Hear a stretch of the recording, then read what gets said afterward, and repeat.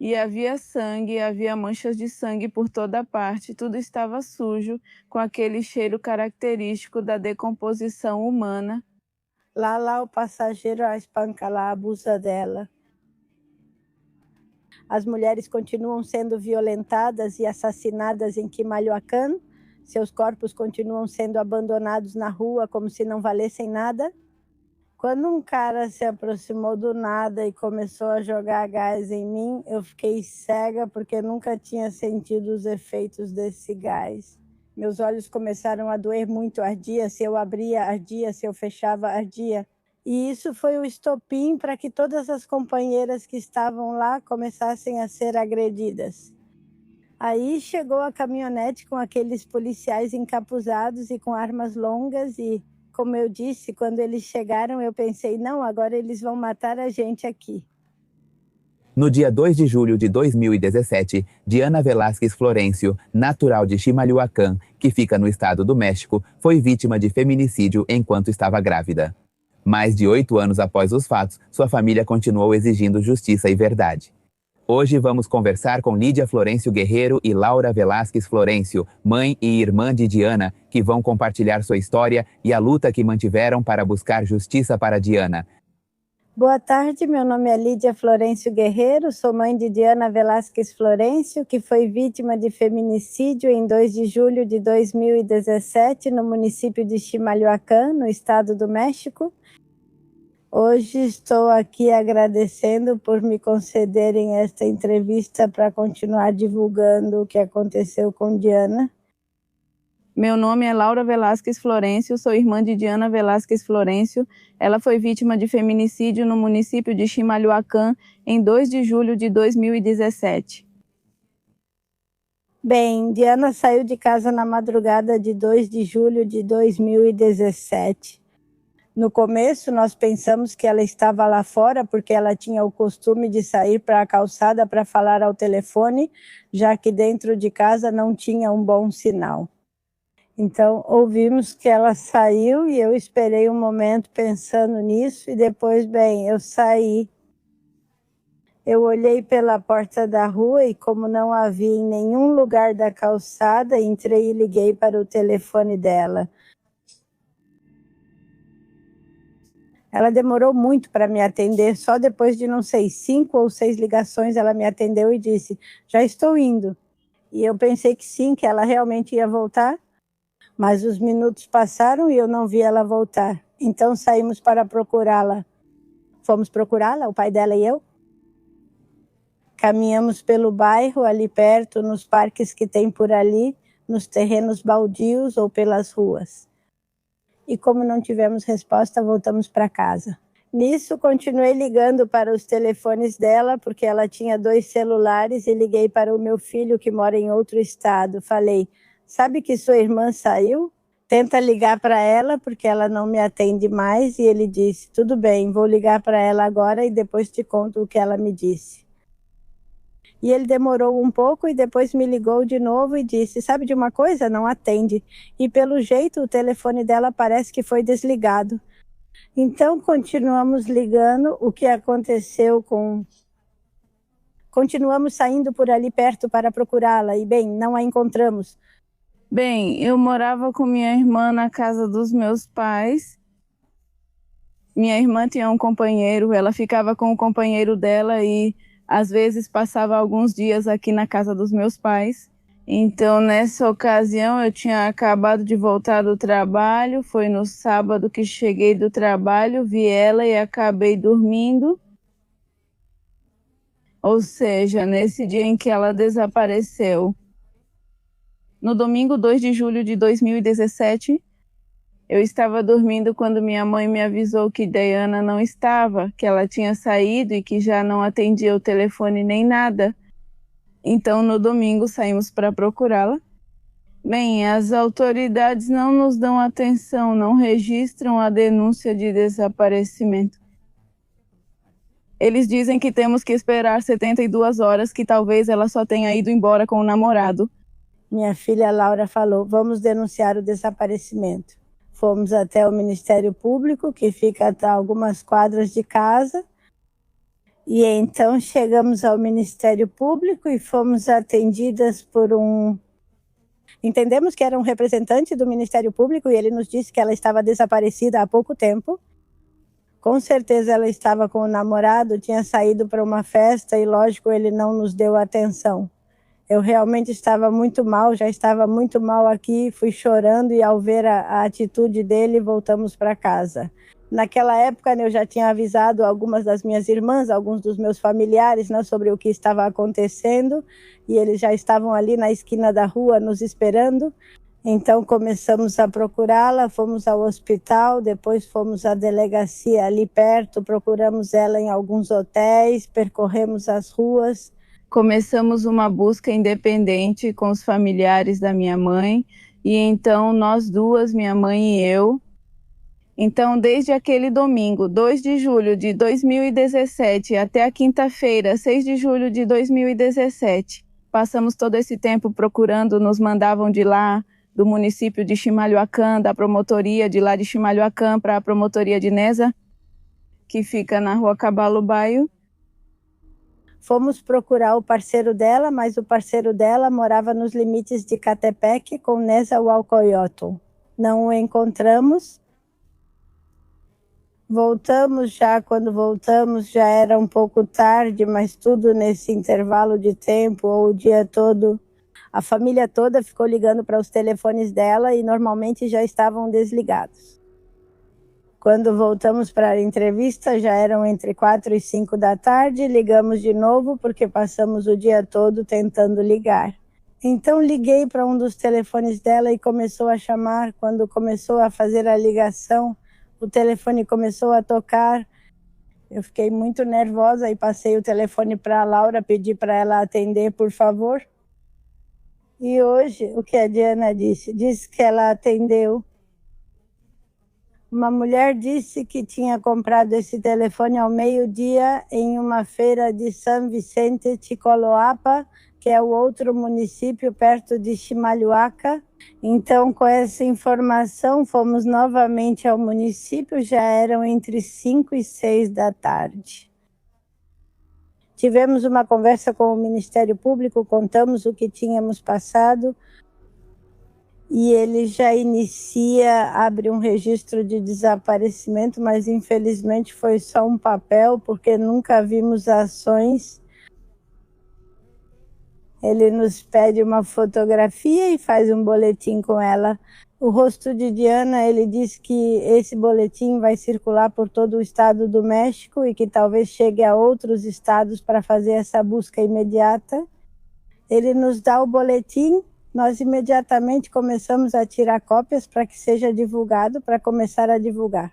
Mas como era domingo, ele nos disse para voltarmos no dia seguinte para reafirmar a denúncia. No dia seguinte, voltamos bem cedo e quando começamos a fazer os trâmites, eu na entrada vejo quem tinha sido a delegada da colônia. Aproximei-me dela e perguntei se podia me ajudar.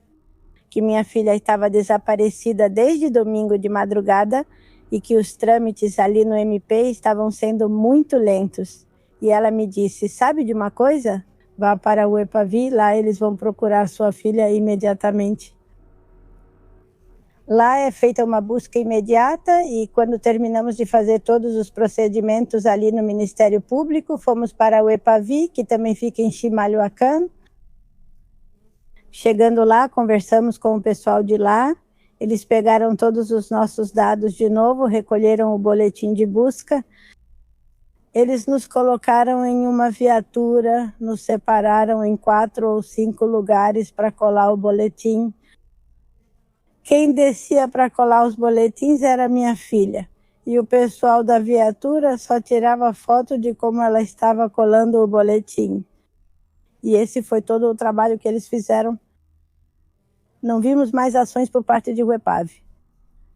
Nós continuávamos insistindo com o Ministério Público que Diana estava com 2 telefones, que queríamos que fossem rastreados, que queríamos que fossem tomadas ações para descobrir onde ela tinha estado. Essa última ligação que ela me fez, que me atendeu, E a que fez a mulher que tinha atendido, que segundo ela tinha comprado o telefone no município de São Vicente. Mas todas essas diligências, ofícios que eram feitos no Ministério Público, eles mandavam minha filha fazer, ou seja, ela entregava e Laura Ibaia entregava na mesa 2 de Nezahualcóyotl e vice-versa. Lá entregavam outro documento para ela e ela devolvia ao Ministério Público de Chimalhuacán. Então, esse trabalho foi feito por nós desde o começo. Eu me dedicava a colar os boletins perto da comunidade. Eu ia para outras comunidades próximas para que o rosto da Diana fosse divulgado, perguntava aos vizinhos, perguntava aos mototaxistas, perguntava aos motoristas, pedia permissão para colar o boletim. Ou seja, nós, a família, focamos em fazer essa busca quando vimos que as autoridades não moveram um dedo para procurar a Diana. Com o passar dos meses, começaram a surgir pistas e avanços no caso. No entanto, grande parte desse trabalho não veio das autoridades, como costuma acontecer, mas sim da própria família da Diana, que teve que investigar, buscar respostas e pressionar constantemente para que o caso não fosse esquecido. No meio dessa busca, eles acabariam encontrando a verdade. No dia 6 de julho, já era quinta-feira, 6 de julho, quando Laura estava fazendo o trabalho dos servidores públicos, ela estava em frente aos escritórios do CEMEFO. Ela estava com o pai dela e disse: sabe de uma coisa, pai? Olha, ali está escrito CEMEFO. Por que a gente não pergunta? Eu sei que a Diana não vai estar lá, mas é melhor perguntar para descartar essa possibilidade.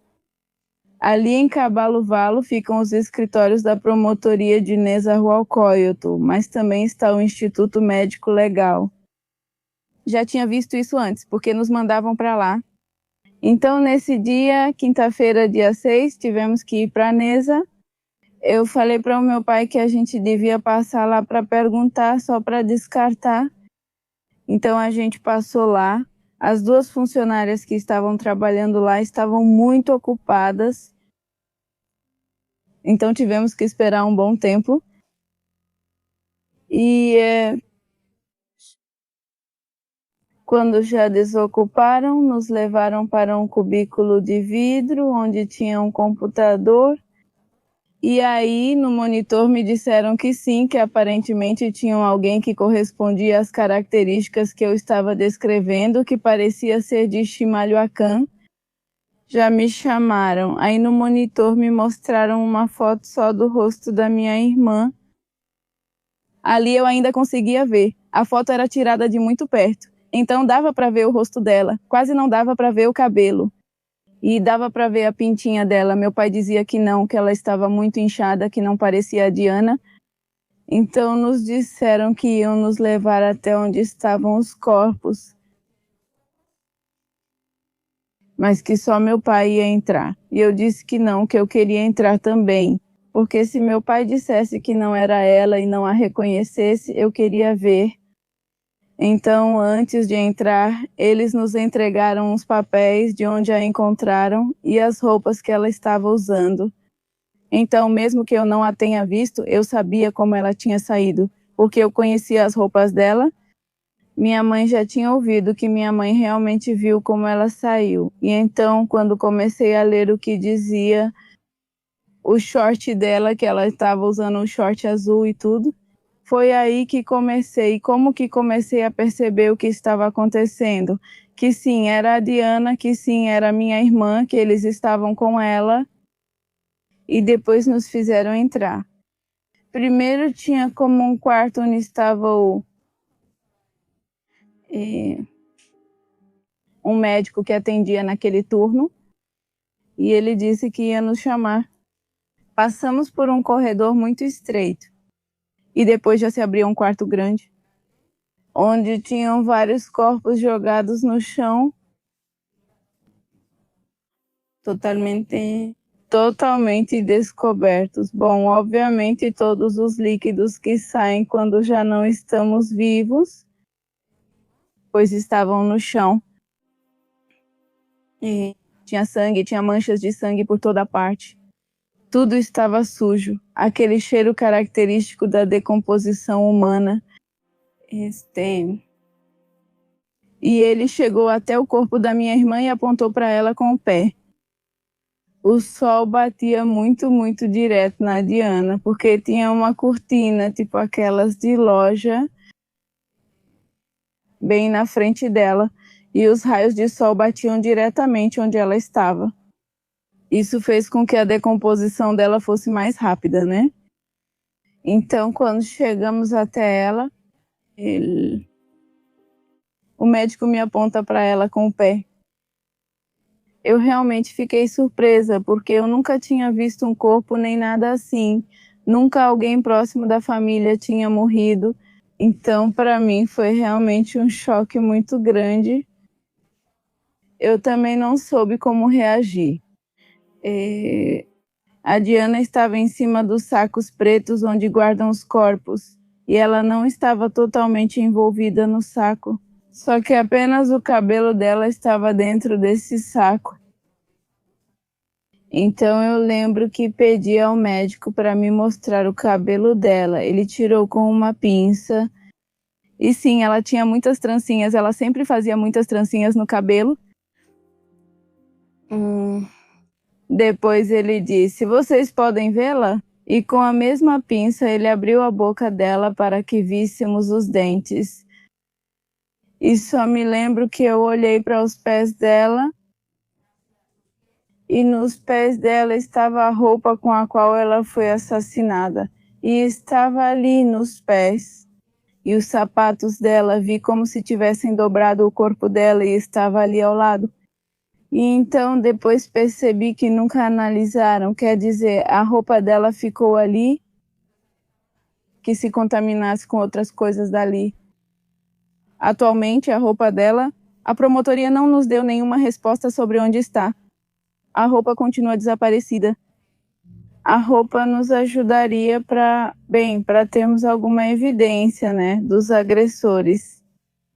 Algum DNA, alguma fibra ou algum cabelo de algum agressor, mas até hoje, está desaparecida.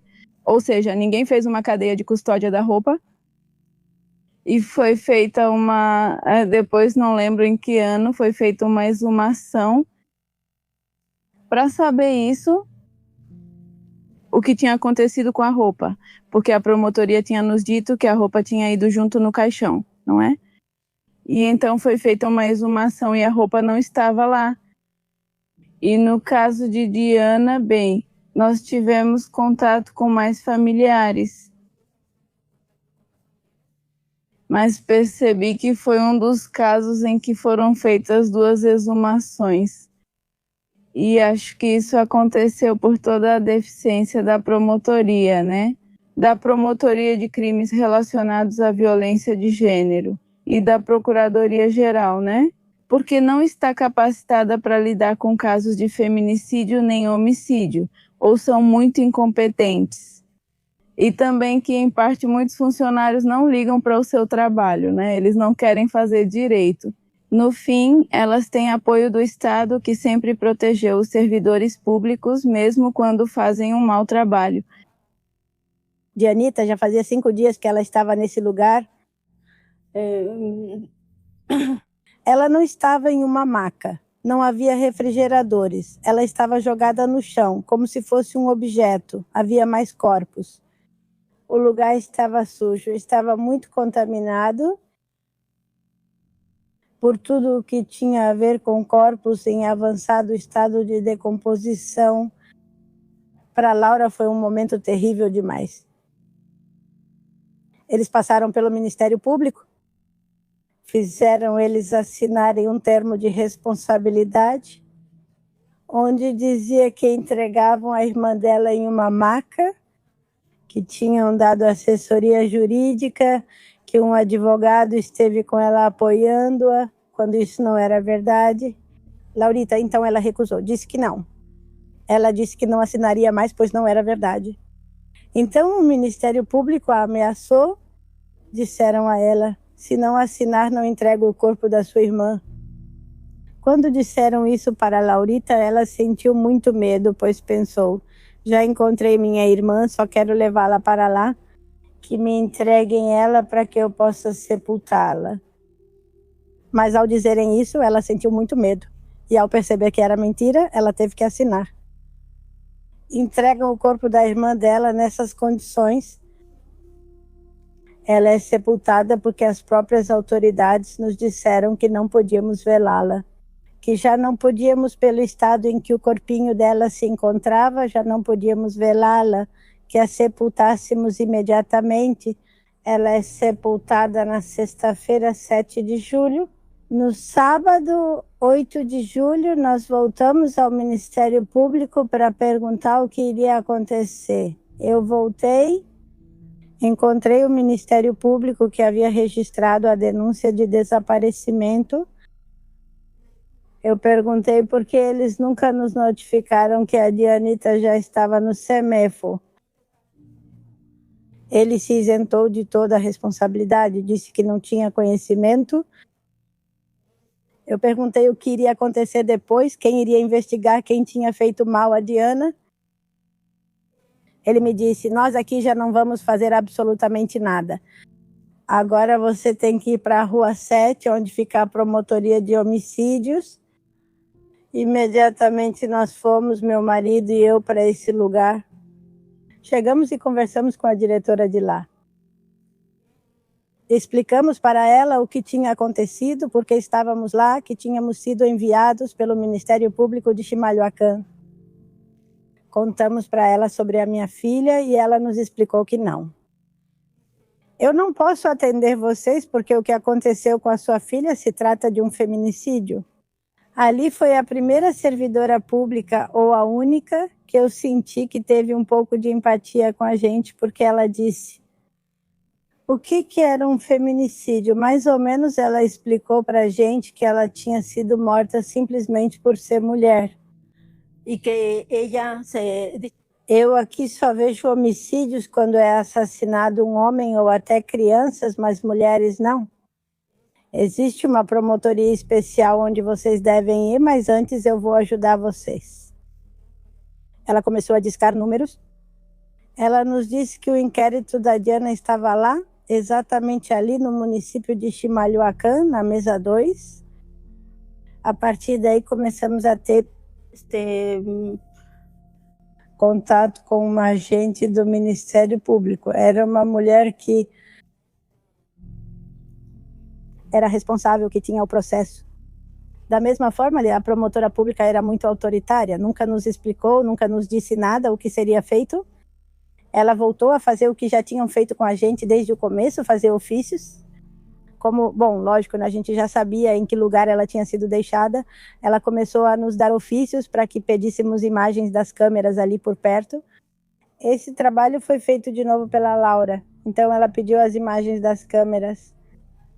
Tinha uma câmera que ficava entre Francisco e Madeiro e a rua Nezahualcóyotl, que era a avenida principal. Era para lá que eles iam, para a rua onde deixaram a Diana. E tinha uma câmera que ficava na Hacienda Piedras Negras. Essa câmera da Hacienda Piedras Negras já estava bem pertinho do lugar onde deixaram a Diana. E ela focaliza, porque ainda está lá, focaliza um terreno muito grande que ficava perto do rio e que naquela época não era fechado. E também pediu uma câmera que fica perto da casa, que é de um hotel. A Laura pediu, porque a gente passou por ali. Quando saímos para procurá-la, principalmente o pai dela, ele passou por ali. Ela diz, vi quando meu pai passou por aqui, mas a Diana nunca passou. E com o passar dos anos, a promotoria nos disse que ela estava, que a encontraram, que a pegaram, que aqueles que tiraram a liberdade e a vida dela e a pegaram em frente à Praça Chimalhuacán, ela com certeza teve que ter passado por esse hotel. E quando foi pedido, quando Laurita viu as câmeras, então com certeza ela teve que ter passado e Laura teve que tê-la visto. No entanto, isso nunca aconteceu. Então Laura pediu essas gravações. Laura comprou cartões de memória para transferir essas gravações, tanto do hotel quanto de Piedras Negras e da, como é que chama? Aqui estava na Câmara do Governo Municipal, aqui estava entre Nésia e Francisco Madeiro. Laura solicitou e comprou os cartões de memória, pediu essas 3 gravações e as entregou à promotoria. Mas com o passar dos anos, essas gravações se deterioraram, porque a promotoria tem um problema. Ela não tem um lugar adequado para guardar as evidências. Então, os anos se passaram, nunca se interessaram em fazer absolutamente nada e essas gravações se deterioraram. Agora nos dizem que já não servem mais.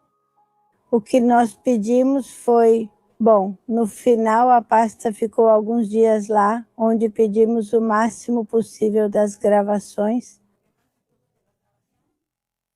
Depois o Ministério Público, que tinha a pasta lá em Chimalhuacán, nos disse que ela seria transferida para a promotoria correspondente, onde a pasta da Diana deveria estar. Ela foi transferida no final de agosto de 2017, por volta do dia 27 de agosto. Ele nos falou de forma muito bem autoritária, e eu, no final das contas, eu me desfaço dessa pasta, lavo as mãos e nem me perguntei nada. Então, eles enviaram a pasta. Só nos deram o endereço da promotoria especializada em feminicídios, que fica em Tlalnepantla. E aí fomos para lá, começamos a ter reuniões com a promotora, primeiro com a representante do Ministério Público, que ficaria responsável pelo caso da Diana. Tínhamos reuniões desde cedo, chegávamos por volta das 10, 11 horas, ficávamos o dia todo lá até sermos atendidas. Dávamos nosso depoimento. Saíamos às 4 ou 5 da tarde, mas não víamos avanços. Uma coisa que sempre insistíamos era o que ia acontecer com aquele registro de chamadas. O que aconteceria se rastreariam os telefones dela, já que tinha 2?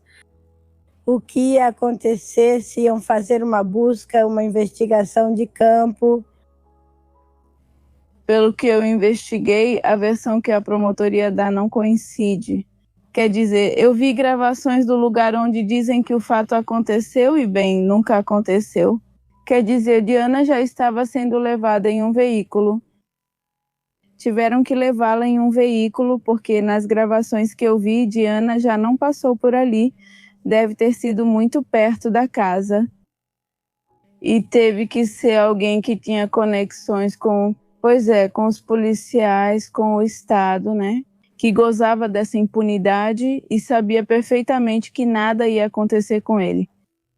Uma das coisas que minha mãe mencionava é que eu sinto que, obviamente, Diana nem nós éramos pessoas conhecidas, mas sim era alguém próximo da casa, né? Alguém que talvez já tivesse visto ela e com isso acham que tem o direito de... Ah, eu gostei. Eu tenho poder sobre o corpo dela, né? Por isso, porque... E que mensagem, tipo, eu fico com isso. Que mensagem o Estado mandou? Tipo, você pode fazer isso e não vai acontecer nada com você. No final, vamos colocar outra pessoa para pagar pelo seu crime. E ele fez isso com Diana e deram a ele essa oportunidade de talvez fazer de novo com outra pessoa. Não, agora ele está impune. Porque eu não tenho essa certeza de que o que a promotoria diz seja assim. Depois de reconhecer Diana no IML e enfrentar o tratamento insensível de servidores públicos que, em vez de ajudar, pareciam dificultar ainda mais sua dor, sua família teve que se despedir dela e enterrá-la. Mas mesmo em meio ao luto, começou outra luta, que é a busca por justiça. Ao procurar as autoridades responsáveis por investigar esse fato, novamente se depararam com indiferença, negligência e pouquíssimas respostas, o que veio depois. Marcaria o início de anos de esforço, pressão e resistência por parte da família. Não víamos que ela se interessasse. Fomos avançando, fomos levantando a voz, demos entrevistas para que o caso de Diana não caísse no esquecimento e soubessem que estávamos ali presentes para que continuassem falando da Diana. E para que soubessem que no caso da Diana não tinha sido feito absolutamente nada. O caso da Diana começou a ganhar um pouco de relevância e só assim as autoridades fizeram alguma coisa, mais ou menos. Mas eu lembro que para fazer uma busca de campo demoraram mais de 1 ano para os policiais de investigação irem ao local do achado, onde deixaram o corpo da Diana. Muito tempo já havia passado. Que indícios encontrariam? Pelo contrário, eu sinto que as coisas só pioraram e foram ruins para a gente. Porque desde o começo, quando soubemos onde tinham deixado ela, em que lugar tinham deixado ela, nós, como familiares, fomos até esse lugar e começamos a investigar. Começamos a perguntar para os vizinhos se eles não sabiam de nada, se não tinham visto alguma coisa. O vizinho que mora ao lado começou a me dar informações, mas eu sinto que tudo o que ele me disse estava errado, porque ele me disse é que souberam que deixaram sua filha por volta das 5:30 da manhã. E depois um vizinho que mora mais adiante me disse mais ou menos em que casa ele morava. Ele disse, foi ele quem me contou e eu liguei para a viatura para que viesse. E então eu perguntei, e como esse vizinho soube que deixaram minha filha naquela hora? E ele me disse, olha, na verdade eu não sei, mas foi isso que ele me falou. Eu perguntei, e eu poderia falar com esse vizinho? Ele disse, o que acontece é que esse vizinho já foi embora daqui. E ele me disse, é que não isolaram a área. Ele disse, me pediram uma corda para isolar a área. Não houve uma boa proteção do local onde deixaram a filha dela. Então, tudo isso eu sinto que também houve má informação, porque depois Laurita me disse, não é verdade, nas fotos que tiraram do corpinho dá para ver que sim, isolaram o local. Quer dizer, além de que os vizinhos, lógico, não se importam com o que aconteceu com Diana, não dói neles como dói em mim, me deram informações erradas. Mas nós ficamos perguntando, principalmente eu ia sempre perguntar para os vizinhos se alguém tinha visto algo, se alguém tinha sabido de algo, ouvido algo. Mas nunca nos deram, como posso dizer, algo concreto, algo que realmente ajudasse numa investigação. E pelas autoridades foi difícil. Foi difícil que fizessem essa investigação de campo, que tomassem atitudes. Por exemplo, para fornecer o registro de chamadas, demoraram anos. Só no final de 2019 é que começaram a liberar alguns. E algo que temos que dizer é que eles não têm pessoal capacitado para nos explicar as localizações, as coordenadas, de onde vêm, por que aparecem de tal lugar. No final, somos nós. O pouco que investigamos, ou o que foram nos dizendo, é que algumas chamadas eram redirecionadas, vinham de trás da casa, ou seja, não estavam longe. Por exemplo, a pessoa que me atendeu, dizem que vem de trás da casa, a 2 quadras atrás da casa. E quando em 2020 nós, ao ver que não havia grandes avanços, decidimos fazer uma vigília em frente ao Palácio Nacional no início da pandemia. Sentimos muito medo, né? Porque víamos que não havia polícia de investigação fazendo o trabalho. Então, quando a pandemia chegou, sentimos que essa ação ia acontecer ainda menos, né? Que fariam ainda menos o trabalho deles. Então, decidimos fazer uma vigília em frente ao Palácio Nacional. Nesse dia, nós nos reunimos em 6 de julho de 2020 e era segunda-feira. Na quarta-feira, a promotora já estava falando de crimes relacionados à violência de gênero do Estado do México e ela me disse que havia novidades sobre o caso da Diana, que eram boas notícias, mas não quis me contar quais eram essas boas notícias. Antes tivemos uma reunião com quem na época era a titular da Secretaria de Governação, que naquela época era a ministra Olga Sánchez Cordero, e quando tivemos essa reunião, ela também nos disse que havia boas notícias no caso da Diana, mas também não quis nos dar novidades. Aí sim, ela nos disse que já tinham pegado um responsável, mas não nos disse como ele se chamava nem onde estava. Diante dessas circunstâncias, minha filha Laura entrou em contato e procuramos o Ministério Público, que então tinha a pasta de investigação da Diana, e a resposta dele foi que ele não tinha a pasta de investigação da Diana, que tinham tirado dele, que tinham levado para Toluca. Então, no dia 5 de agosto de 2020, a promotora nos recebeu na Promotoria Central de Toluca. estavam a promotora de crimes relacionados à violência de gênero e a promotora de feminicídios. Foram elas que nos disseram que havia um culpado, que um culpado estava detido, que leu para nós a declaração dele, onde supostamente o sujeito diz que ele estava em um mototáxi altas horas da noite. Ele estava dirigindo e encontra um passageiro. Ele para esse passageiro, ele o pega, mas começaram a dar voltas pela região. E depois ele diz que o passageiro pergunta se ele sabe onde vendem drogas. E ele supostamente está procurando um lugar onde possa consumir. Comprar. Eles vendem Pedras Negras para o município. E segundo Diana, ele vai em uma direção oposta. Quando a veem, o passageiro diz que vão se divertir com ela. Que dê a volta para se divertir com ela. Eles dão a volta, eles descem e abordam a Dianita. Eles a ameaçam com uma faca e a colocam na calandria, no mototáxi. E a levam para a rua Francisco Madeiro.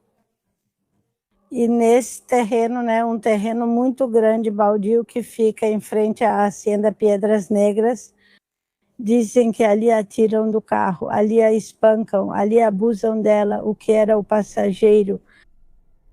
E quando termina de abusar dela, diz ao dono ao que dirigia o mototáxi, diz que agora era a vez dele. E ele não quer. Ele se recusa e diz então para matá-la. E então ele obedece e assassina Diana. Aí termina a narrativa dele, não diz o que acontece com o outro sujeito, não fala nada. Ele só diz que coloca a Diana, o corpo da Diana, no mototáxi e leva ela mais adiante. E foi aí que ele a abandonou. A versão do mototáxi, eu não acredito nessa, né? Há muitas inconsistências, vimos.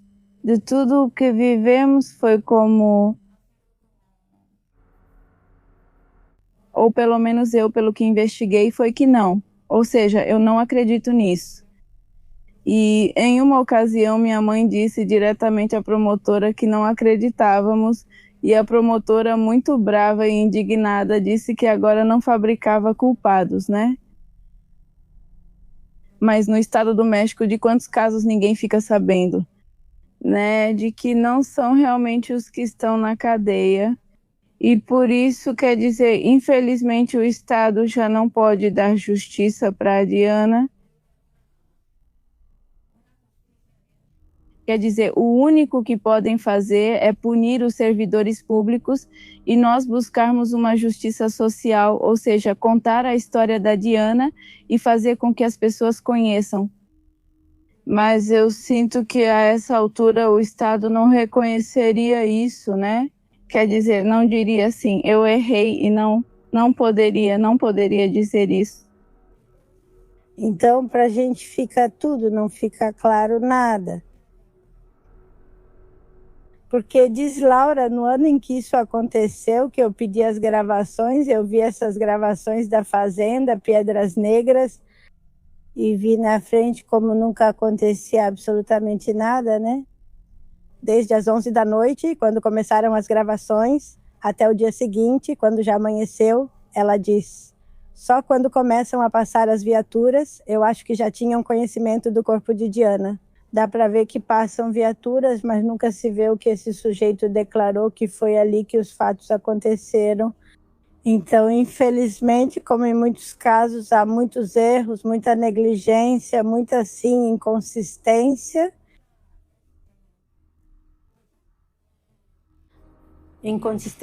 O caso, volto a dizer, o sujeito está detido, está condenado, foi condenado em 14 de janeiro de 2022, está cumprindo essa sentença, de acordo com o que ele diz. Ainda faltam mais pessoas que estiveram envolvidas no que fizeram com a minha filha. Desde então, desde 2022, não houve grandes avanços. Não há ações por parte dos ministérios públicos ou dos policiais de investigação para continuar buscando os outros responsáveis. Nós, da Anistia Internacional, assumimos o caso de Diana para o nosso relatório de 2021. Justiça em julgamento, que são feminicídios precedidos de desaparecimento, onde se veem as falhas e deficiências das investigações criminais em casos de feminicídios no Estado do México. Eles têm nos acompanham junto à Promotoria, à Comissão de Direitos Humanos e à Comissão Executiva de Atenção às Vítimas do Estado do México. Em 2023, a Comissão de Direitos Humanos emitiu uma recomendação, que é a 09 de 2023, onde considera a promotoria responsável por todas as falhas que houve nas investigações. Lá reconhece como houve muita negligência, muita omissão e o fato de terem deixado Diana sem a devida preservação do corpo dela. Ela não estava em um lugar digno, não estava em um lugar adequado. Ao deixá-la no chão, violaram seus direitos de que, mesmo estando morta, ela tinha o direito de estar em um lugar digno. No entanto, eles não cumpriram tudo isso no que deveriam ter cumprido, não é? Nós sabemos agora, como famílias e como mães, sabemos que a crise forense no México é muito grave. Que Diana não é um caso isolado nessas condições, que infelizmente são muitos. Muitas mulheres, muitos homens, muitos jovens passam pela mesma situação, de que são encontrados quase imediatamente, de que são mortos com violência e que são levados a um IML, mas é a falta de coordenação, isso não interessa ao Estado. Ter essa empatia ou lugares dignos para manter os corpos faz com que isso aconteça mais do que a gente gostaria. Então, a Comissão de Direitos Humanos do Estado do México reconhece todas as violações que existiram no processo da Diana. Também reconhece os servidores públicos que não agiram de maneira adequada, que foram omissos, que nunca fizeram absolutamente nada. Agora estamos lutando para que esses servidores públicos sejam responsabilizados, né? Que sejam punidos, porque desde o início, desde que fizemos a denúncia pelo desaparecimento, eles se recusaram a procurar por Diana. Essas respostas começaram a gerar mais dúvidas do que certezas dentro da família. Isso os levou a questionar se a versão que contavam era realmente a verdade sobre o que havia acontecido com Diana. Há muitas dúvidas pelo que nós mesmos vimos, investigamos e soubemos. Há muitas dúvidas se os verdadeiros responsáveis estão realmente presos. E principalmente desde 2022, quando encontraram o suposto responsável, até agora não há outros responsáveis, né? Sobre a recomendação que dá a Comissão de Direitos Humanos recomenda para a promotoria que faça um plano de investigação em 30 dias para saber quais avanços, como vão fazer para encontrar os outros responsáveis. E então, como é que chama? Essa linha de investigação, essa investigação que fazem, é parecida com o que nos ofereceram desde o começo para prender o Jesus, o Alejandro Montes Moreno, que é o sujeito que está detido. Então, sim, ainda temos muitas dúvidas. E, acima de tudo, sempre vamos dizer que, Diana já vai completar quase 9 anos desde o seu feminicídio e ela ainda não tem justiça, que ela merece essa justiça, essa verdade que deveria ter. Sim, há um condenado, mas há muitas inconsistências no caso, não é? Em tudo o que vivemos nós, como familiares da Diana, vimos algo diferente do que a promotoria nos disse que quase aconteceu. Então eu nunca acreditei no que o Estado nos deu, sabe? E eu acho que essa justiça que o Estado depois nos fala não é justiça para as nossas mulheres. Que eu vejo a justiça desse jeito, que a gente construiu a partir da sociedade, que é essa justiça que nós como família podemos dar a ela, né? Ou seja, que conheçam quem é minha irmã, quem era a Diana, o que ela gostava. E bem, é isso, essa justiça social é o que nós buscamos, né? Porque a justiça do Estado não chegou e não acho que vai chegar porque elas querem dar. E o único que, a essa altura, o Estado pode fazer é aplicar uma sanção aos servidores públicos, mas nem isso conseguiram fazer, né? Depois de 9 anos, não há nenhum servidor público condenado. E acho que é o mínimo que a família da Diana espera que realmente aconteça. Que haja uma punição para vários dos servidores públicos que fizeram mal o seu trabalho durante todo o processo. Entre as dúvidas, contradições e lacunas deixadas pelas autoridades, a família foi formando suas próprias conclusões sobre o caso. Tudo o que descobriram durante esses anos as levou a questionar o que realmente aconteceu naquele dia com sua filha e irmã. Bom, então nós pensamos que talvez o responsável esteja bem protegido pelas autoridades, simplesmente pode comprar a verdade, pode pagar, tem esse poder. Infelizmente, sabemos que no município de Chimalhuacán existe muita corrupção. Muitas vezes são os próprios agentes do Estado, né? Patrulheiros, agentes do Ministério Público são os responsáveis por mortes, né? De estupros, de desaparecimentos. E então o Estado ou aqueles que estão acima, né, os promotores simplesmente não fazem nada, permitem tudo isso. E diante de tais circunstâncias, nós ficamos sem essa justiça que buscamos por tantos anos. Estamos aqui, já estivemos em promotorias, em centros de justiça, no Senado, no Palácio Nacional, no Ministério do Interior, sempre exigindo, não é?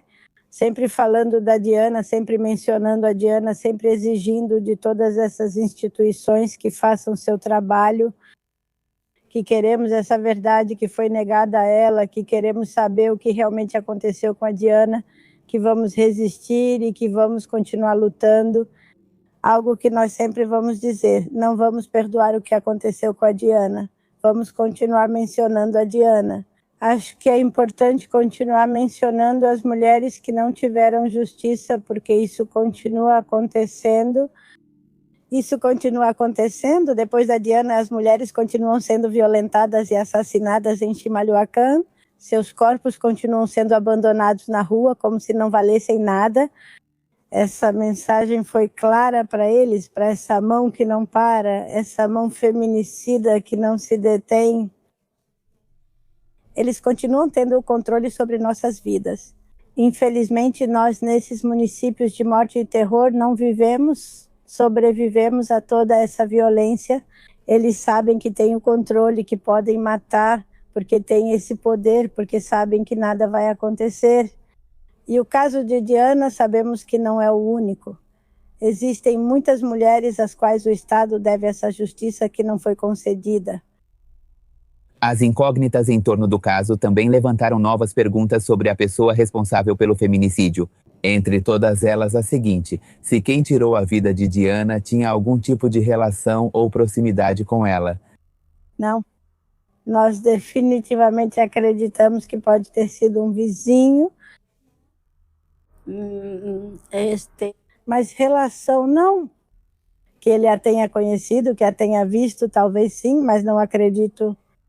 Não acredito que ele tenha sido conhecido da Diana, que a Diana tenha feito amizade ou trocado palavras, não acreditamos. Na verdade, foi uma pessoa que sim é vizinho, que sim havia, mas não há nenhuma relação. Na verdade, eu sempre senti isso, que sim, ou seja, ele a conhecia, mas Diana era uma pessoa muito reservada, ela quase não tinha amigos. Ela tinha pouquíssimos amigos. Na verdade, o único amigo que ela tinha morava no bairro ao lado. Também houve uma investigação sobre ele e essa possibilidade foi descartada, né? O mesmo aconteceu com o parceiro dele. Então, na verdade, nós sentimos que é alguém muito próximo, mas que Diana não tinha nenhum contato, não tinha nenhuma relação com ela, porque, na verdade, o casal mora entre os limites de Nezahualcóyotl e Ecatepec. Ela também foi investigada. E, bom, na verdade, desde o começo eu sentia que não tinha sido ele, porque, sim, foi feita uma investigação, sim, foi confrontado, como se diz. O DNA dele que foi encontrado no corpo de Diana com o DNA do parceiro, e, bem, também não coincide com o do amigo. Então, bem, por isso, como eu diria, não acho que foram eles, sinto que não foram. Mas eu sempre senti que foi alguém muito próximo de nós, ou seja, um vizinho, alguém muito próximo, é onde nós moramos. Antes de se tornar mais um caso nas estatísticas de feminicídio no México, Diana era uma filha, uma irmã e, acima de tudo, uma mulher com sonhos, metas e uma vida pela frente. Entre a dor e a busca por justiça, sua família também procura manter viva a memória de quem realmente foi Diana Velázquez Florencio. Diana tinha 24 anos. Naquela época, ela estava realizando um projeto. Ela vendia doces na rua. Ela estava muito feliz porque saía cedo para vender seus doces. Ela voltava muito feliz porque estava indo muito bem. Ela tinha muitos sonhos, tinha muitos projetos. Ela me dizia: olha, mãe, como estou indo nas minhas vendas, se eu continuar assim, em breve vou comprar meu laptop e vou continuar estudando. Ela queria continuar o ensino médio online. Ela queria comprar sua televisão porque gostava muito ouvir música na televisão, sabe? Ela gostava muito de música em volume bem alto, tipo quando tomava banho. Ela não lavava o cabelo todo dia, normalmente lavava a cada 3 dias porque fazia muitas trancinhas e dava muito trabalho ficar fazendo tantas trancinhas. Sempre que ela ia tomar banho, demorava muito para trançar o cabelo. Então, enquanto estava lá, ouvia sua música. Ela gostava muito de Rammstein. Frequentemente eu brigava com ela dizendo: não entendo sua música, filha, isso é só barulho, desliga. Acho que ela ficava ainda mais brava porque aumentava o volume. E ainda dizia: ainda não comprei uma caixa de som para ouvir mais alto, e aí sim você vai se incomodar. Ela gostava muito da Shakira, eu até chamava ela de Shakirita, Shakirita linda, meu amorzinho, e ela também gostava muito do Miguel Bosé. Ela ouvia toda essa música em volume bem alto. Ela gostava de andar de bicicleta, era muito sensível. Ela alimentava os cachorrinhos de rua. Como eu não gostava de tê-los dentro de casa, ela saía e colocava água lá fora. Ela trocava a água deles o tempo todo. E aí as pessoas passavam e levavam seus potinhos. Ela sempre comprava potinhos de iogurte e colocava lá fora para eles. Quando percebia, o potinho sumia e ela ficava muito brava. Por que as pessoas são tão más e levam o potinho de água? Depois ela colocava comida para eles. Eu me lembro muito de uma cachorrinha que estava com problema de pele. Ela parecia feia, mas ela chegava todo dia e dava comida para ela. Ela começava a acariciá-la. Ela fazia isso com tanta ternura e com tanto amor. Ela era muito sensível. Outra coisa que ela gostava muito era de ler. A gente ia de bicicleta para os mercados de rua, porque lá em Chimalhuacán, em algum lugar, em algum bairro, sempre tem um mercado de rua. E a gente trabalhava fazendo... Bom, eu lavava a louça e ela fazia sobremesas. Então, quando a gente saía, como saía cedo, às vezes íamos ao mercado de rua. A gente ia ao mercado de rua e comprava nossos livros.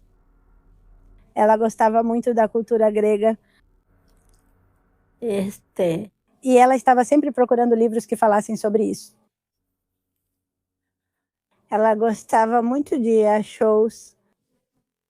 Ela gostava muito de vir à cidade para visitar museus. Eu me lembro que uma vez viemos para, como se chama? Para a avenida principal, como se chama? Para a Reforma. Naquela época tinha uma feira chamada Feira das Culturas, que vinha gente de vários países, e nós passeamos pelos diferentes países, e ela estava em uma barraca olhando as coisas de um país que estava lá. E alguns rapazes se aproximaram e perguntaram: de que país você é? Não, eu sou daqui. Depois ela não estava morrendo. Eu perguntei: o que viram em você para te perguntarem de que país você era? Mas é que ela tinha um jeito de, bom, não sei, de chamar a atenção. Ela parecia tão autêntica. Desde 2 de julho, a vida mudou para nossa família. É uma ferida que nunca cicatrizou. Hoje e todos os dias, e quando dou uma entrevista, quando converso com alguém, eu digo que vivi 9 anos sem ela. E eu não consigo aceitar isso. Eu não consigo acreditar. Não consigo acreditar nem aceitar. Me recuso. Eu me recuso a dizer que tantos anos sem Diana eu caminhei. De manhã é difícil começar de novo. Se levantar e seguir em frente. Sem ela, sem a voz dela, sem o riso dela, sem as ideias dela, sem a raiva dela, sem a presença dela, me falta algo. Sinto falta de algo da minha filha. É a única coisa que eu preciso nesta vida para me sentir completa, minha filha. Eu fui uma mulher. Sinto falta de Diana desde que ela se foi. Sinto falta de parte de mim. Mas mesmo com toda essa dor que carrego, com toda essa falta que ela me faz, lutei como mãe. Eu caminhei, eu gritei. Enfrentei as autoridades, exigi deles. Disse a eles que Diana precisa dessa justiça que lhe foi negada, que não vou me calar. Aconteça o que acontecer. Não importa o que façam comigo, não importa o que me digam. Mesmo que tentem me intimidar, não importa o que me neguem. Mesmo que eu seja incômoda, eu vou estar lá porque não me tiraram uma coisa qualquer. Eles tiraram a vida da minha filha e ela não vai voltar. E a única coisa que posso fazer é isso. Continuar dizendo o nome da Diana. Dizer a ela que estou aqui. Eu sei que ela me vê de onde ela está. Eu tenho a firme convicção de que ela me vê e que ela sabe que eu não vou me calar. Aconteça o que acontecer. A exigência por justiça não foi acompanhada apenas de obstáculos dentro da investigação. Durante sua luta, a família também enfrentou momentos de violência e repressão. Entre eles, um ataque que sofreram por parte de membros da Polícia Estadual e Municipal e até mesmo da Guarda Nacional, enquanto continuavam a levantar a voz por Diana. No dia 3 de julho de 2022, fomos atacadas lá no Centro de Justiça de Chimalhuacán. Fomos reprimidas por policiais municipais, estaduais e até pela Guarda Nacional. Eles jogaram gás na gente, nos bateram, nos intimidaram. Foi uma ação muito covarde por parte do Estado, porque nós sabemos muito bem que a ordem veio de cima. E mesmo assim não pretendo ficar calada, vou continuar lá. Vou continuar em frente daquela promotoria ou da promotoria que for, dizendo o nome da Diana porque é necessário, é indispensável falar da Diana e de todas as mulheres que nos foram tiradas por essa violência que só o patriarcado, só os machistas podem cometer. Estávamos desde o 1º de abril. Uma moça falou comigo e me disse que tinham sequestrado a mãe dela. Policiais municipais que tinham levado a mãe dela pedindo ajuda, e fomos até a rua onde tinham pego a mãe dela. E claro, quando chegamos ela já não estava lá. Sumiram com ela, começamos a procurá-la. Fomos até a delegacia exigir que, se ela estivesse lá, nos dissessem, mas falaram que ela não estava. Então começamos a protestar. Só fomos nós. A moça, que era filha da mulher que tinham feito sumir minha filha Laura e eu, e diante da nossa insistência, finalmente nos deixaram entrar na delegacia.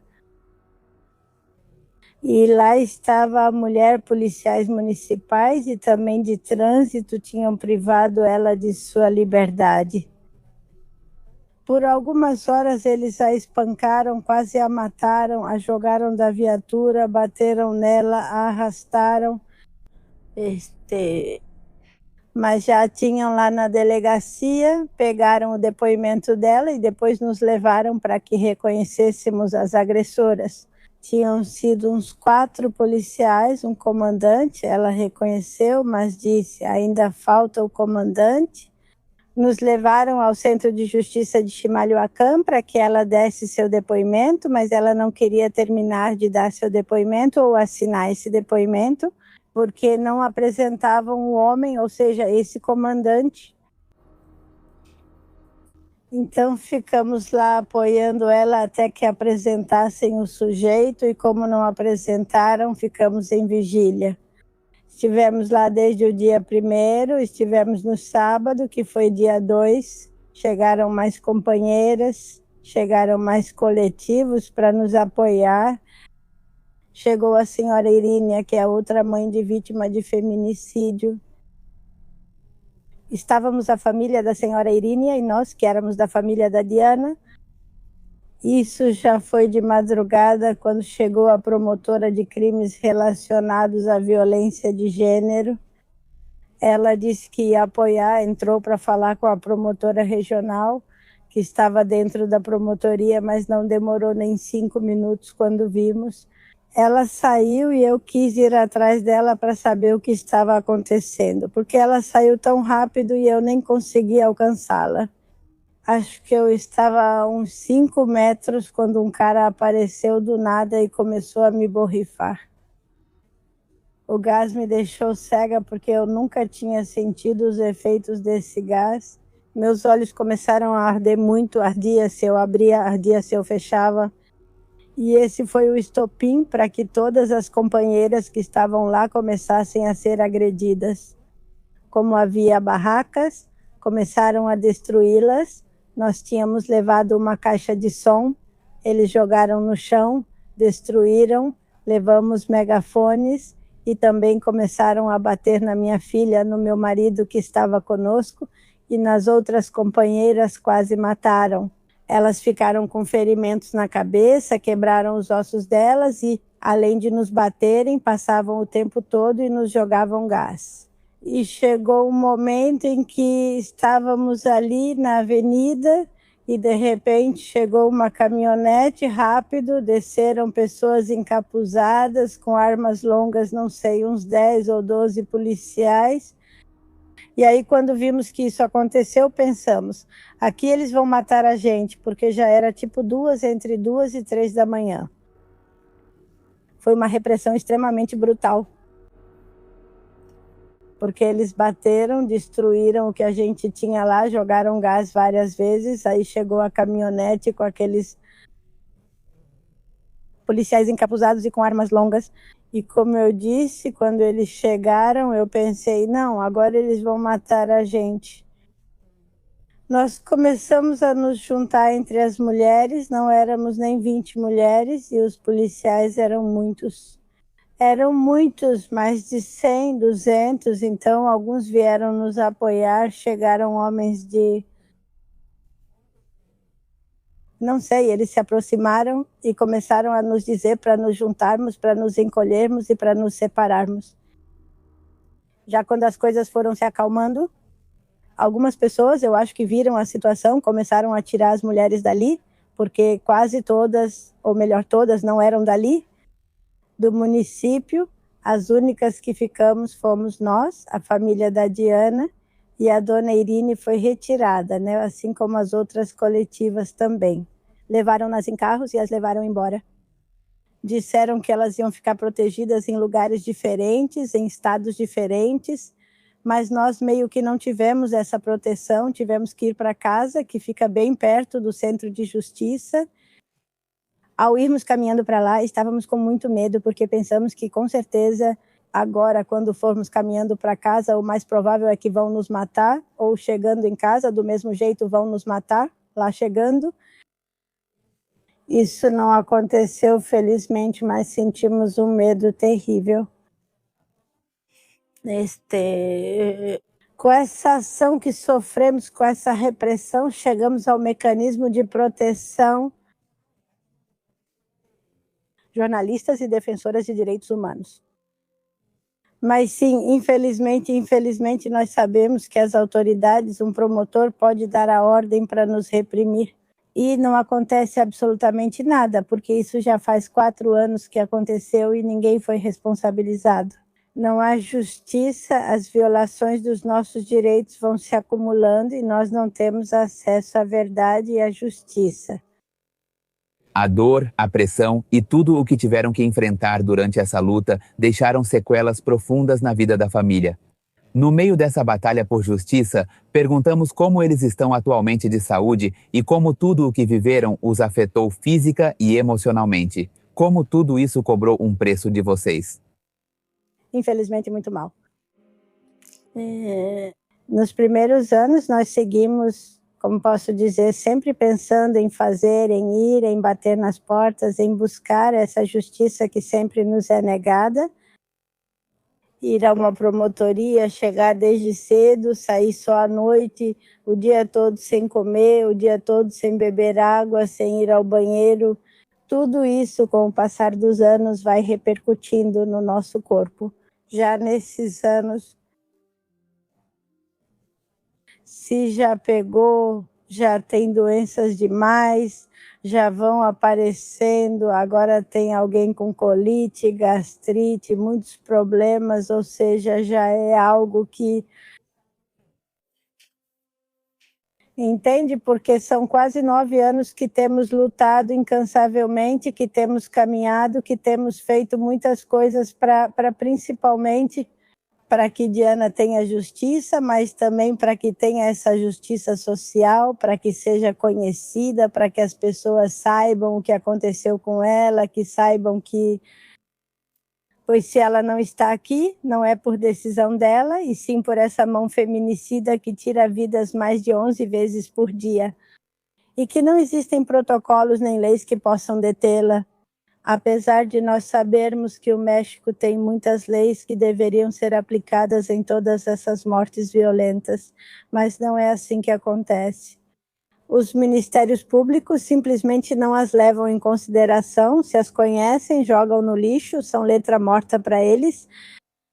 E então, não, eles nos deixam desprotegidos ou deixam as vítimas desprotegidas porque elas não têm justiça. A gente já tem que perceber neste momento, já temos que prestar atenção, mais atenção. Se quisermos continuar nesse caminho, temos que nos cuidar, prestar atenção e seguir em frente. Porque, como eu volto a repetir, de certa forma, eu sempre disse que custe o que custar, nós vamos estar aqui na luta, mas precisamos nos cuidar, temos que levar muito em conta esse autocuidado para poder resistir, porque não sabemos quanto tempo as autoridades vão levar. Temos que estar falando com eles, temos que estar insistindo, temos que estar pressionando, porque eles simplesmente nunca, que eu me lembre, nesses quase 9 anos, nunca recebi uma ligação do promotor ou do Ministério Público me dizendo: sabe de uma coisa, senhora Lídia? a tais avanços no caso da sua filha. Sempre sou eu que tenho que ir atrás deles, sempre sou eu que tenho que ficar insistindo. Quando vemos que as coisas ficam assim, que nem sequer atendem as ligações, temos que ir até a promotoria, ir lá protestar, gritar as verdades na cara deles, para que pelo menos nos escutem e nos deixem ter essa reunião e ver que avanços existem nessa investigação. Eu, como muitas famílias, estou muito mal. Pois é, tudo muda.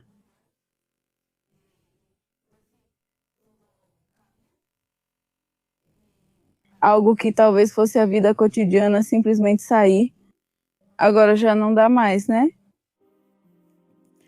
Sim, eu carrego muitas coisas. Pois é, tem tipo...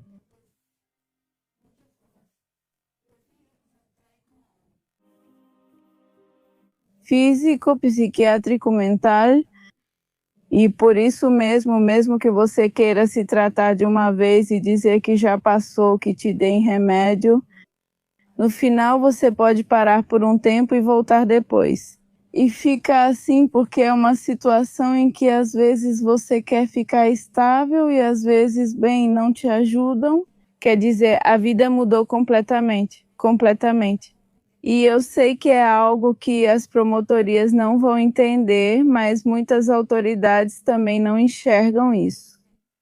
Quer dizer, eles pensam que com o passar do tempo, como nós, que já estamos nisso há quase 9 anos, eles acham que a gente vai superar, mas um trauma assim não passa.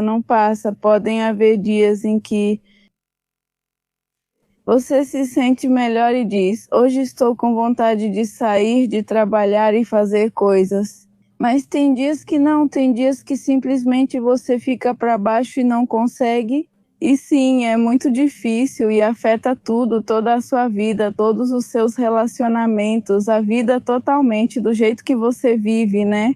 Simplesmente sair na rua é muito difícil, pelo menos para mim.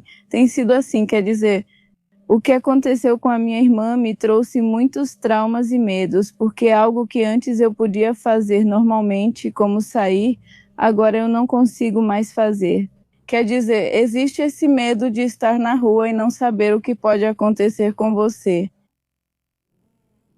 E no final não existe uma garantia do Estado nem das autoridades que isso não aconteça comigo, porque, como minha mãe mencionou, houve uma repressão contra nós por darmos apoio. E foi exatamente assim que o promotor-geral nos disse. Ou seja, eu realmente os enviei, mas não enviei tantos. Você diz. E você diz com o quê? Com que segurança? Você vive, não é? Ou seja, eles sabem onde a gente mora, sabem de tudo e o que estão dizendo pra gente, dizem na nossa cara. Ou seja, se eu quiser, eu mando eles de volta porque eu posso, e se eles podem, eles já fizeram isso. E então, sim, existe um medo e a vida já não é mais a mesma. Mas apesar de tudo isso, continuamos, sabe? Por causa da Diana, houve uma razão. E também acho que por nós mesmas. Porque pelo menos eu, quando olho para trás e vejo que esses 9 anos também me foram tirados, é algo difícil. E aí eu penso, eu também quero continuar, quero ter algo para mim, quero viver, quero seguir em frente. Enquanto o caso de Diana continua sem uma resolução definitiva, a luta da família dela também não parou diante de um caminho cheio de obstáculos e incertezas. Eles falaram sobre o que vem agora na busca pela verdade e justiça por parte de Diana. Continuar lutando, porque não vemos que eles tenham a intenção de fazer alguma coisa. Agora estamos seguindo a recomendação da Comissão de Direitos Humanos. Nós temos focado muito para que os servidores públicos recebam uma punição pela sua negligência, sua omissão, tudo o que não fizeram direito. Infelizmente, é a mesma coisa. Na promotoria anticorrupção é igual à promotoria de feminicídios. Quando se trata de crimes relacionados à violência de gênero, a promotoria de feminicídios não faz absolutamente nada. Desde que essa recomendação foi feita, que foi em 2023, já passou 2024. Nós estivemos lá insistindo sobre o que seria feito, quantos servidores públicos seriam sancionados, qual punição eles receberiam. No final de 2025, nos disseram que sim, que já tinham uma servidora pública. Para janeiro já estava marcada a primeira audiência para que Tomara pudesse responder ao processo. Mas acontece que agora nem mesmo o endereço que ela forneceu é verdadeiro. Ou seja, não a encontraram e agora estamos insistindo para que de alguma forma a encontrem. O que o Ministério Público está nos dizendo é que se ela continua trabalhando na promotoria, então se ela continua trabalhando lá, porque não vão e aprendem lá na promotoria? Mas a gente vê que o sistema protege mais elas, tem mais consideração por elas e não houve avanço nisso, nesse processo de que os servidores públicos recebam punição pelo que não fizeram direito.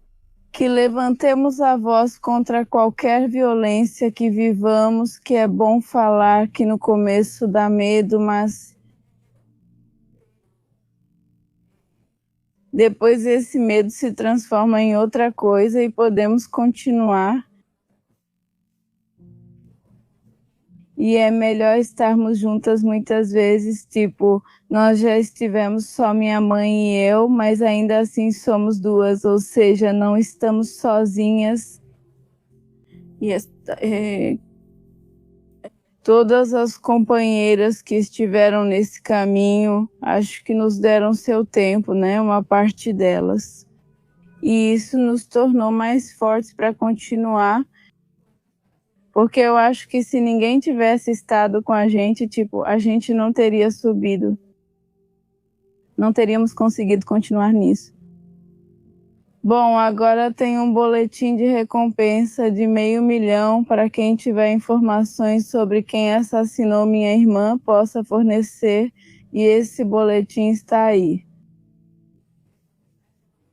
E muitas vezes sabemos que quando há dinheiro envolvido para que deem informações, isso ajuda a que possamos ter alguma pista concreta. Um dos momentos mais difíceis durante a busca por justiça foi quando o homem que foi preso pelo caso de Diana conseguiu uma redução de sua sentença. Foi uma decisão que voltou a gerar indignação e dor dentro da família. Sim, desde 2023, também foi em agosto de 2023 que reduziram a sentença dele, 1/3 da sua sentença, quando fui à audiência que aconteceu no Fórum de Texcoco. A juíza, como é mesmo o nome dela, me disse que a sentença dele foi reduzida porque ele não tinha cometido nenhum delito, porque era a primeira vez dele, porque ele era muito jovem. Eles nunca param para pensar que minha filha também era muito jovem, que ela tinha muita vida pela frente, que ela tinha muitos projetos, tinha sonhos, tinha ilusões. E tiram isso dela, eles não param para pensar nisso. Então, todo o sistema está corrompido. O que eu sempre vou dizer é que é importante continuar falando sobre Diana para que o nome dela não se perca entre os milhares de nomes que são adicionados diariamente a essa incansável lista de mortes violentas. E principalmente no estado do México, mesmo que a governadora, mesmo que a presidenta nos digam que a violência contra as mulheres diminui, nós que percorremos essas ruas, que vivemos nesses lugares, sabemos que não é verdade, que continuamos sendo assassinadas e que nada acontece. Que continua totalmente impune, porque infelizmente nesses municípios há impunidade demais, corrupção demais e para eles nada acontece, mas ainda sentimos falta das nossas filhas. E vamos continuar falando da Diana, que não nos esqueçamos que ela não está aqui por vontade própria, que ela foi assassinada e que não tem justiça. Meu Facebook é Justiça para Diana, também está no Instagram, e o meu pessoal é Lídia Florencio. Lá, tudo o que fazemos também é para mencionar o nome da Diana. Fazemos passeios de bicicleta, porque a Dianita gostava de pedalar, então, em sua memória, fazemos esses passeios e tudo o que fazemos, as pedaladas, são em memória dela, ou para divulgar o nome dela, ou às vezes ocupamos as estradas, sim, realizando ações, colocando cruzes, rosas ou algum retrato da Diana, tudo o que é feito. Nós postamos na página dela, que é Justiça para Diana, no Facebook Justiça para Diana, e também no meu Facebook pessoal, que é Lídia Florencio Guerreiro. Em breve vamos restaurar o mural dela, que fica no lugar onde o corpo dela foi abandonado. Uma companheira, que é a Norma, eu não me lembro, Norma Gutierrez, acho que é esse o nome dela, a muralista. Ela pintou o mural, é um mural muito grande que mede cerca de 12 metros de comprimento por 6 de altura. Eu pedi para ela restaurar e ela me disse que talvez no final da última semana de maio, né, ou na primeira semana de junho, vai ser restaurado. Então fazemos um chamado para coletivos, mulheres independentes, familiares de vítimas de feminicídio e todas as mulheres que quiserem se juntar a essa ação. Memória para continuar nomeando todas as mulheres, porque esse lugar é uma memória viva para não esquecer Diana e todas as mulheres que são deixadas em via pública. Obrigada. Finalmente, prestes a se completarem 9 anos desde esse ataque contra Diana, sua família continua enfrentando a dor, a impunidade e uma luta que parece não ter fim. Enquanto não houver verdade completa e justiça real, seu nome seguirá sendo lembrado por quem não aceita a impunidade. Se você chegou até este ponto do vídeo, seria de grande ajuda se você se inscrevesse no canal e me ajudasse a compartilhar o caso para que ganhe mais visibilidade e possamos encontrar justiça. Para Diana, se você também gostaria de aparecer em um desses vídeos, pode me escrever no e-mail que é emailopepmistério.com.mx ou pelas minhas redes sociais, me procure como Pepe Mistério e você me encontra lá.